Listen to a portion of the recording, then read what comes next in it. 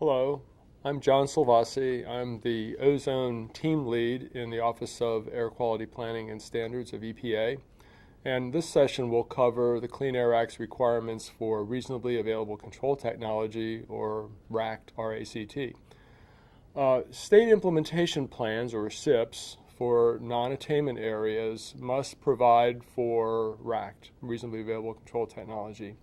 EPA has had a long-standing definition of RACT, and it reads, the lowest emission limitation that a particular source is capable of meeting by the application of control technology that is reasonably available considering technological and economic feasibility. The RACT requirements are different for some of the different pollutants. The one I'm familiar with the most is ozone, but I'm going to cover a little bit about some of the other pollutants too. Start with ozone. For ozone, EPA has defined a presumptive level of RACT for many sources of volatile organic compounds, or VOCs. And these are described in EPA's Control Techniques Guidelines, or CTGs. And these are available on EPA's websites. The presumptive RACT for NOx, for nitrogen oxides, was set only for utility boilers back in 1992. We also issued a guidance document, and this was for NOx also, that indicates that cost effectiveness should be between $160 to $1,300 per ton.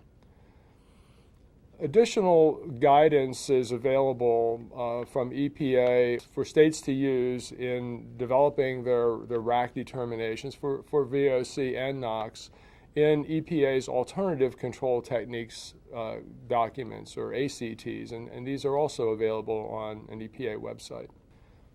State implementation plans for a number of areas must also provide for RACT for major stationary sources where EPA has not set a presumptive norm for RACT. EPA's Phase 2 rule for implementing the 1997 8-hour ozone standard provided that meeting the EPA's NOx SIP call and the Clean Air Interstate Rule, or CARE, would presumptively meet RACT for NOx for the electric generating units, or EGUs. That provision in our rule was challenged in litigation, and the court has remanded the provision regarding the NOx SIP call to EPA.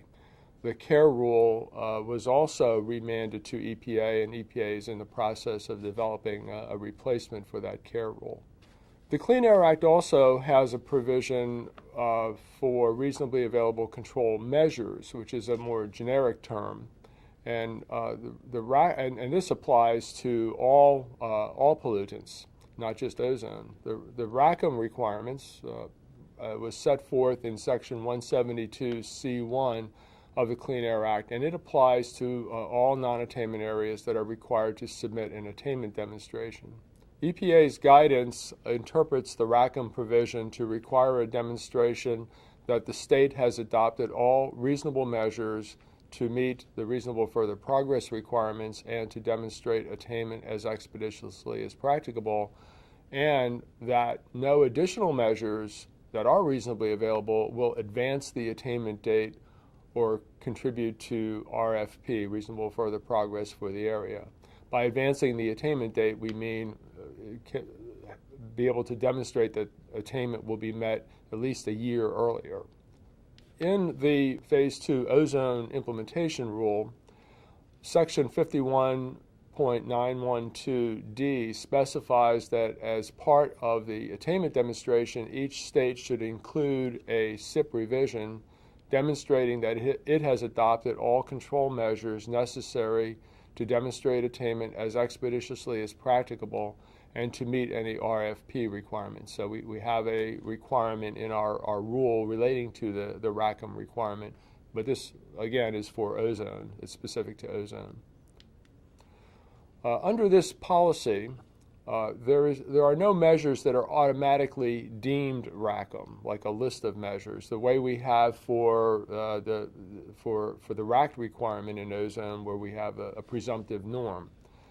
The SIP attainment demonstration requires an area-specific analysis that there really are no additional economically and technologically feasible control measures, either alone or in conjunction with others, that will advance that attainment date. In performing their RACM analysis, states should consider all candidate measures that are potentially available, including any that may have been suggested in the public process, as in, for instance, in public comment for any particular non-attainment area SIP. Such measures can be deemed as not being RACM if they will not advance the attainment or provide for reasonable further progress, or if they are not economically or technologically feasible.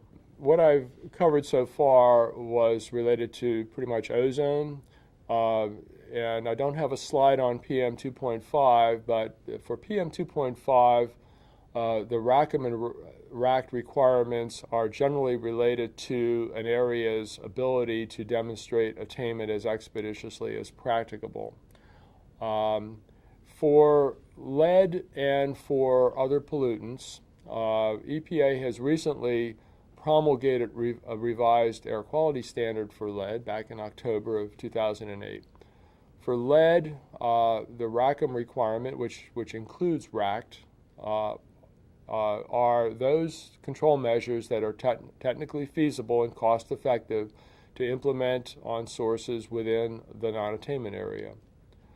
For lead, there is a suggested threshold for the RACM and RACT analysis of 0.5 ton per year of source emissions.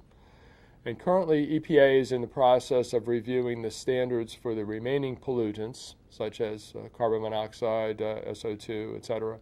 Until those reviews are completed, the current guidance for RACM and RACT should continue to be followed.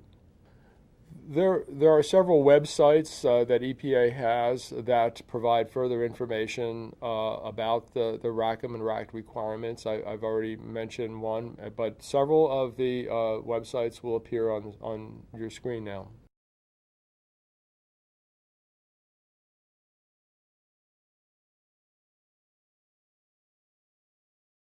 Thank you.